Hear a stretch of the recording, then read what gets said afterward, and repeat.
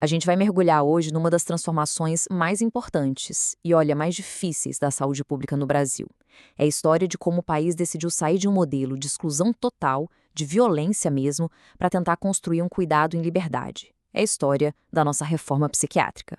60 mil. Antes de mais nada, vamos só olhar para esse número. 60 mil. Deixa ele pesar um pouco. Pois é, esse era o número de mortes registradas, documentadas em um único lugar, o Hospital Colônia de Barbacena, lá em Minas Gerais. É um número que não é só estatística, né? Ele é o retrato da brutalidade de um sistema inteiro e foi o estopim para uma verdadeira revolução. Bom, vamos lá. Para a gente entender por que a reforma foi tão necessária, primeiro a gente precisa ter estômago e encarar a realidade do que ela veio para substituir, o tal do modelo manicomial.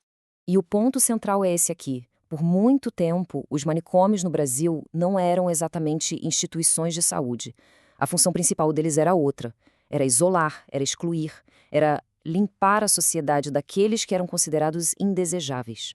E o mais chocante é que a grande maioria das pessoas que acabavam lá dentro nunca tinha recebido um diagnóstico psiquiátrico de verdade. Eram internadas por desvios. O que eram esses desvios? Basicamente, qualquer um que não se encaixasse no padrão da época. Então, o sistema acabou atingindo de forma desproporcional mulheres, pessoas negras, pessoas pobres.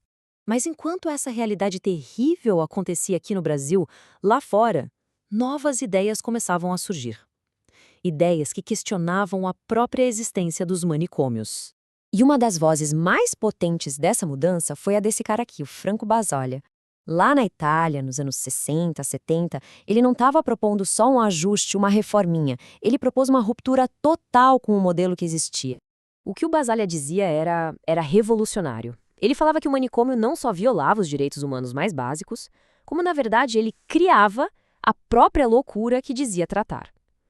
A pessoa entrava com um problema e saía muito pior. Para ele, a solução era óbvia. O cuidado tinha que ser na comunidade, perto da família, dos amigos, da vida real da pessoa. E essas ideias não ficaram presas na Europa, claro. Elas cruzaram o oceano e encontraram aqui no Brasil um terreno muito fértil. Elas inspiraram um movimento social poderoso, que decidiu lutar para virar esse jogo. Essa luta começou com quem estava ali, no dia a dia, vendo o horror de perto. Psiquiatras, enfermeiros, assistentes sociais, que simplesmente não aguentavam mais. As denúncias foram crescendo, o movimento foi ganhando corpo e, em 1987, o Manifesto de Bauru foi tipo um grito que unificou essa luta no Brasil inteiro. E esse aqui virou o grande lema. Repara bem na ambição dessa frase. Não era por manicômios melhores ou mais humanos. Era por uma sociedade sem manicômios. A ideia era muito maior. Era transformar a sociedade para que ela pudesse acolher a diferença em vez de prender. E essa imagem mostra um ponto que é fundamental. Essa não foi a luta de uma pessoa só. Foi um esforço coletivo, sabe? Juntou profissionais da saúde, familiares e os próprios usuários dos serviços. Todo mundo brigando junto por dignidade e por direitos humanos. Ok, então vamos ver como toda essa luta, toda essa mobilização se transformou em mudanças de verdade. Mudanças na lei e na estrutura da saúde mental aqui no Brasil. E a grande vitória, o marco legal disso tudo, foi a Lei 10.216, de 2001, que ficou conhecida como Lei Paulo Delgado.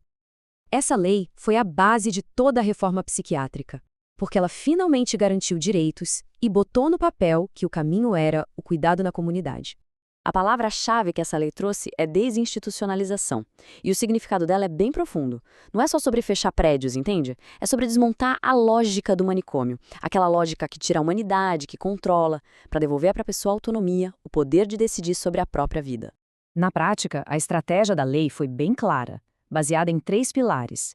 Primeiro, ir fechando aos poucos os hospitais psiquiátricos. Segundo, no lugar deles, criar uma rede de serviços na comunidade, como os famosos CAPs. E terceiro, integrar tudo isso dentro do nosso SUS, o Sistema Único de Saúde. E essa aqui é a cara do novo modelo. Um lugar aberto que faz parte do bairro, que oferece um cuidado mais humano, mais próximo. É um contraste absurdo com os muros altos e o isolamento dos manicômios, né? Essa mudança toda não foi só de estrutura, foi uma revolução de valores. A gente saiu de um sistema que falava em isolamento, em controle, para um que agora se baseia em cuidado, em autonomia, em cidadania, inclusão e, acima de tudo, em dignidade. Mas a história não acaba com um final feliz e pronto. A reforma não é um capítulo fechado do livro. É uma luta que continua e que enfrenta desafios gigantescos até hoje. A resistência ao novo modelo ainda é muito forte. A gente vê o surgimento do que muitos chamam de manicômios disfarçados, o financiamento para os CAPs muitas vezes é insuficiente e existe uma necessidade enorme de treinar os profissionais para que a lógica antiga do controle não acabe voltando. Para manter a reforma de pé, é preciso vigilância e mobilização o tempo todo. E isso tudo deixa a gente com uma reflexão, né? A gente avançou e muito, mas a luta por uma sociedade que seja de fato sem manicômios, uma sociedade que acolhe e cuida em liberdade, essa luta está bem longe de acabar. A pergunta que fica no ar é: o que a gente precisa fazer para consolidar de vez essa conquista?